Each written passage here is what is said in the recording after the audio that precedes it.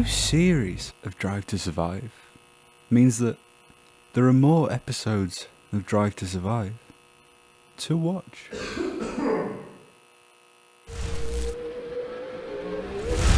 Netflix's Drive to Survive returns for its 5th season on the 24th of February, which means it's that time of the year when Twitter explodes with people telling us how much they despise the show before logging out and watching the whole thing in one sitting so they can then provide more evidence as to why they would never watch it again, which is always so fun.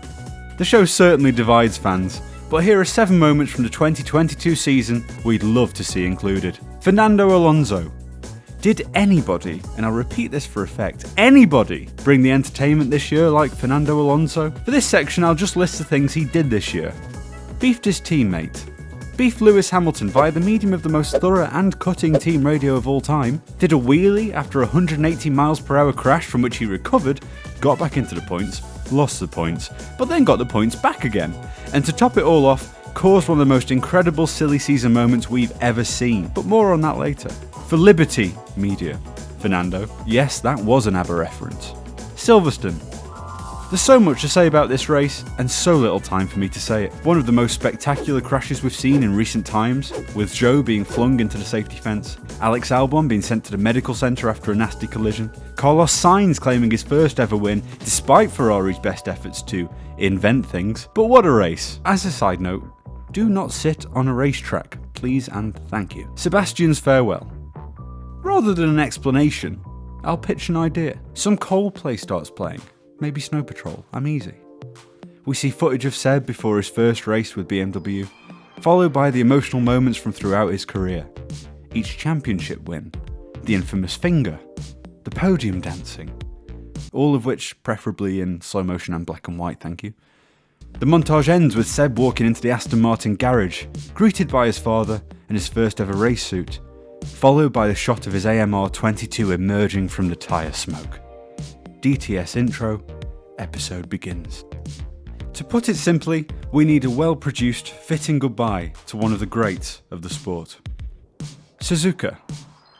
It's always inconvenient having to get up so early for a race, but the Japanese Grand Prix was, eventually, worth it. And before you Americans and Australians start, you choose to live there, okay? You know the time zones, that's not on me. Formula 1 cars starting a race on a wet track? Incredible! Red flag for 2 hours? Not incredible. Allowing a recovery tractor onto the track in that manner? Unacceptable. The FIA and Sky commentators somehow blaming Gasly? Unbelievable. Max finding out he's won the Formula 1 World Drivers' Championship from Johnny Herbert and then being made to sit in a red throne? Priceless. Just show us the full race minus the red flag period and we have got a solid episode.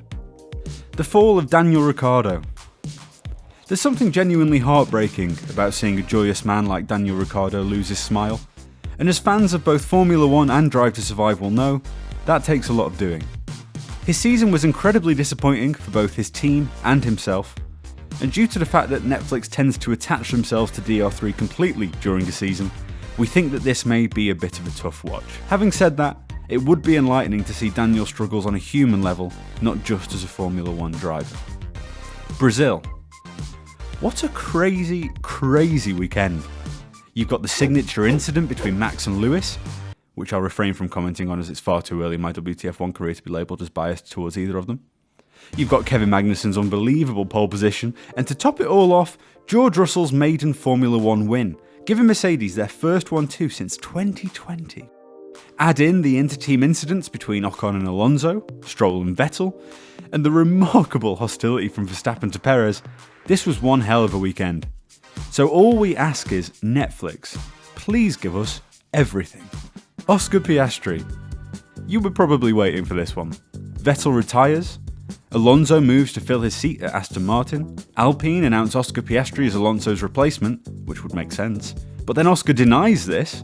A legal battle ensues, and Oscar ends up signing for McLaren, replacing Daniel Ricciardo with a mixed response from the fans. Apparently lineup changes that involve losing well-loved members of the team aren't too popular.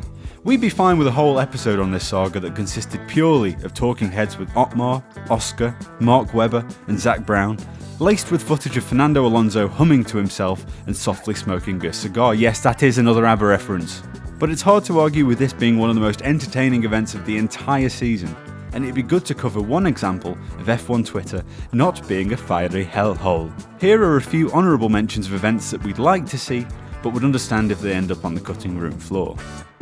Williams saw the regulation changes as a big opportunity to push forward. As it turns out, they did not take that opportunity. So what went so badly wrong?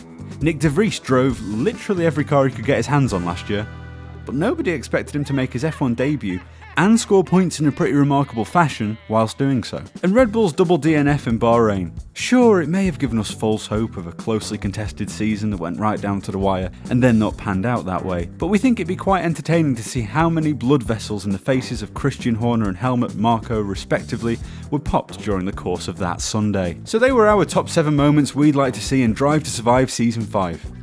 Which moment from the season would you most like to see the show cover? Let us know in the comments.